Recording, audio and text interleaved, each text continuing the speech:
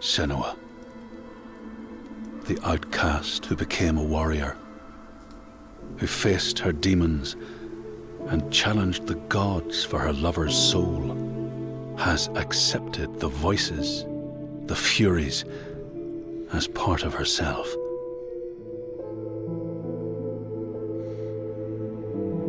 Just like her mother Galena, she was not like other people.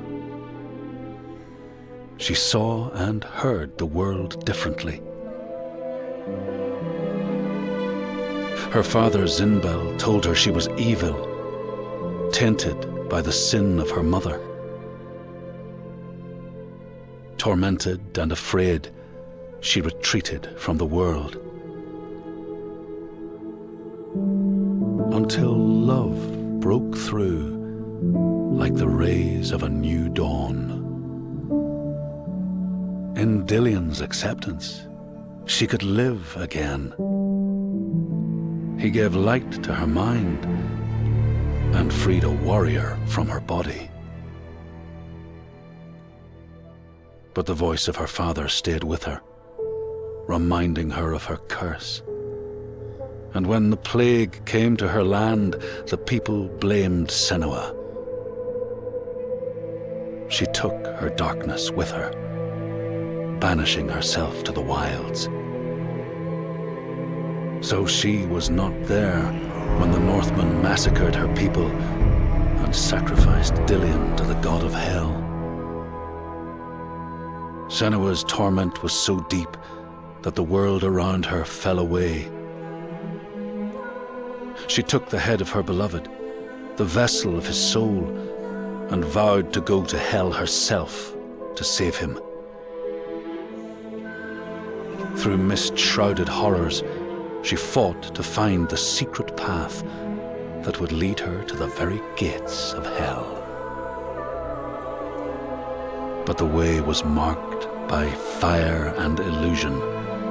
Senua had to fight the gods that guarded these paths and stave off the rot which threatened to consume her mind and end her life. Only conquest could open the gates. Only blood would bring her face to face with Hela, face to face with defeat.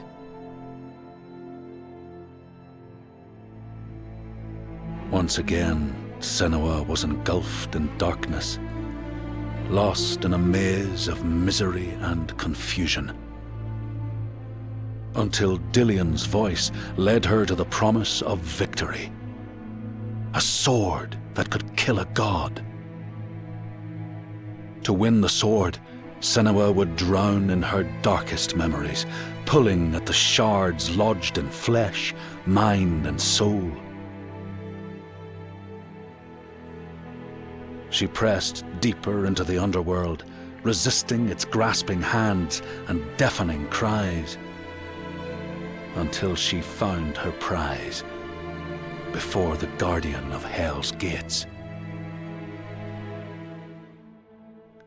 Senua released her rage, a fury that could not be stopped, not by savage jaws, not by waves of warriors, not by the pull of death itself.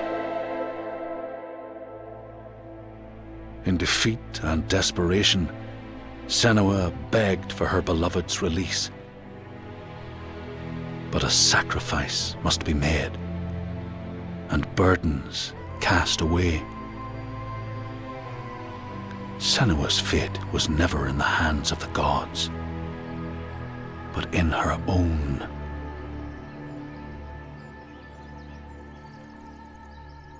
Only she could choose, out of love, to live, to go on, and to take us with her.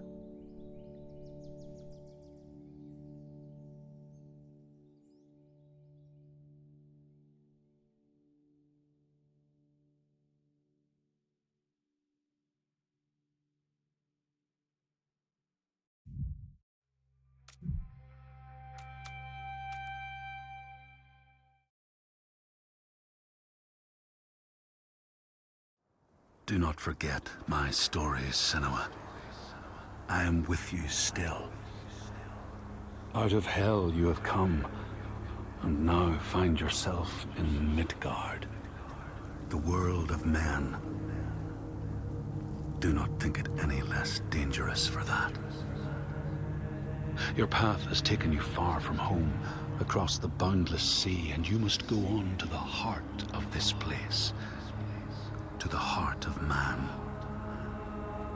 You have seen how the Northmen journey out to conquer, and this is one of their lands, as icy dark as Niflheim, yet as fiery as Muspel.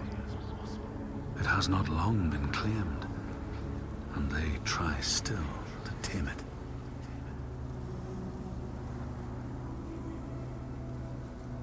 The Skald's verse speaks of a man called Grettir the Strong. A strange and bloody life he led. And it happened in this land you have come to. Listen to his story, Senua, for it may in some small way illuminate your own.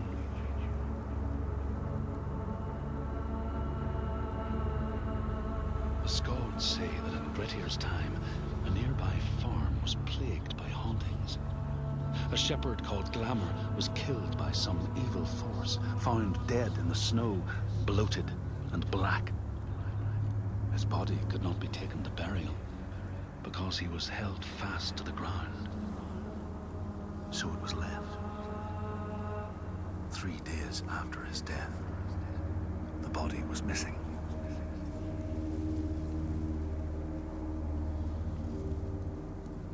The Skalds tell how the revenant Glamour roamed the settlements, terrifying all those who lived there. Each one he killed, in turn, rose to walk beside him. Thus, evil begets evil. But the man Grettir was proud and overbearing, and thought the Droigar no match for his strength.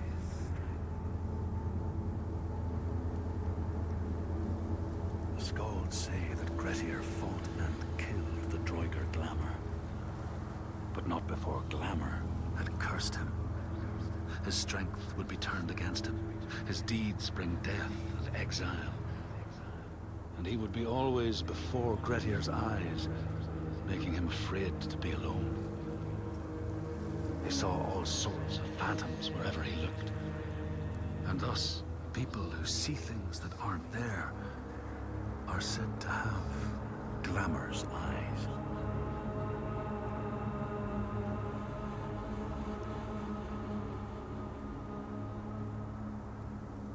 The Skalds tell how in the time of Grettir's kinsman Thorgrim, there was a terrible famine. No crops could be grown, and the fish fled the nets. It lasted years, and the people were desperate.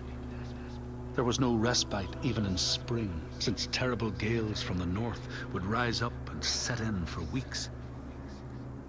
This is a cold and unforgiving land, Senua.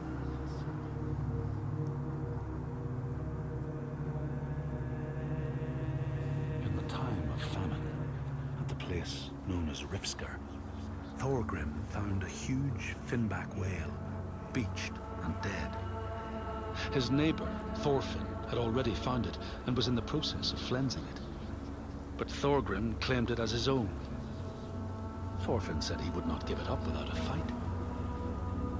If that's what you want, Thorgrim said, let it be so. And he launched a blow at Thorfinn, cutting off his head in one strike.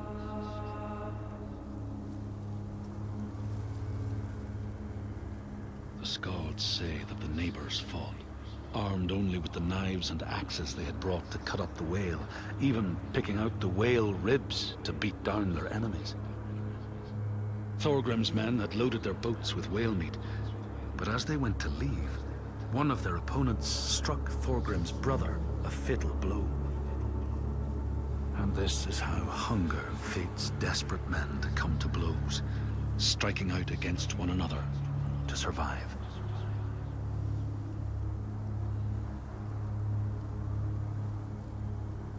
Skalds speak of the time Grettir, traveling with some others, ran into rough weather and docked their boat on an island. They had not brought fire with them, and the merchants complained bitterly. Seeing a great fire blazing on the other side of the strait, Grettir said he would swim over to fetch it. He took off his clothes and struck out across the water, wearing nothing but a cloak.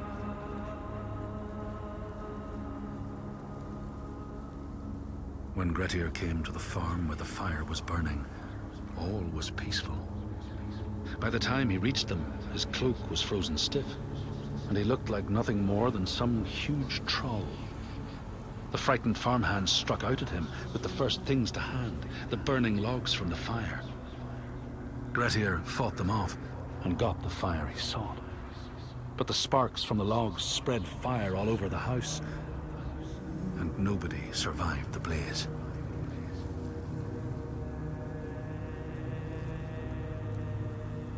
The Skalds say that Grettir swam back across the strait, keeping the fire safe from the water. His friends applauded Grettir's bravery, but when word spread about the massacre at the farm, people took against Grettir. Nobody wanted anything to do with him, and when the news reached the Althing in the summer, Grettir was pronounced an outlaw. All doors would hence be shut to him.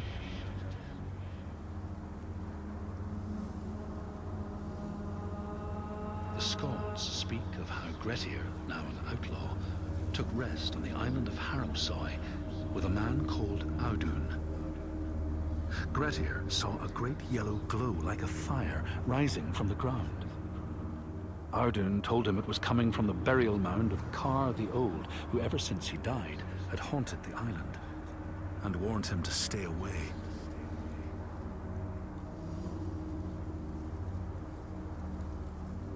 The Skalds say Grettir wanted the sword that was buried in Kar's howe, and would not be deterred from seeking it. He broke the mound open and started digging until he reached the timber props. By this time it was night. Audun warned him again not to continue, but Grettir threw down a rope and went inside the mound. No light penetrated it, and it reeked of death. But he persisted in exploring.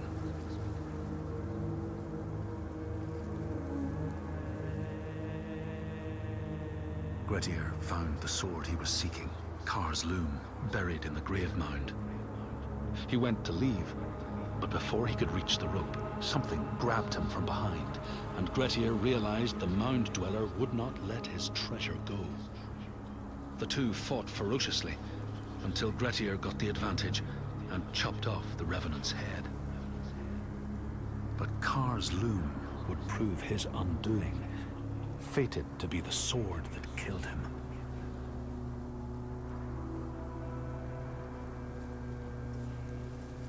The Skald's verse tells how Grettir made many enemies with his proud and overbearing nature. Always quick to anger, his strength and fighting prowess meant that even the most trivial of quarrels met a fatal end. The kinsmen of those he killed or maimed were angry, and because he was an outlaw, no one was allowed to help him.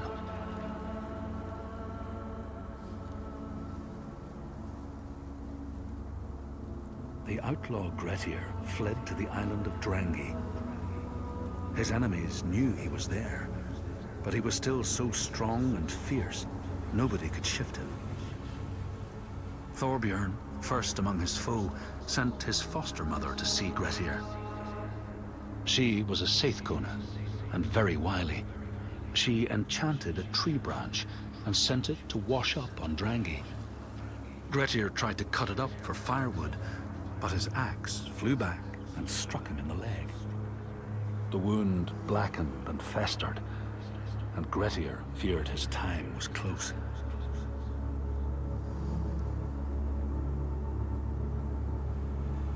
The Skalds say Grettir, wounded by Seidr, was now so weak it was possible for his enemies to defeat him. Under cover of night, Thorbjorn and his men attacked his shelter. They tried to disarm him, but he clung so firmly to his sword, Kar's loom, that they had to cut off his arm to get it free. Then they used his sword to cut off his head, and the land's mightiest outlaw was dead.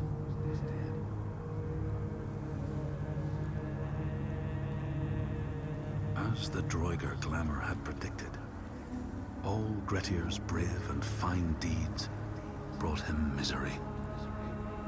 So fate makes prisoners of us all. But it was Grettir's nature that made him fight the Droigar, and Grettir's nature that led to blood feud and exile. So what is truly our prison, Senua? Is our path ordained, and we powerless to change it? Or do we blame uncertain powers for what we ourselves ordain?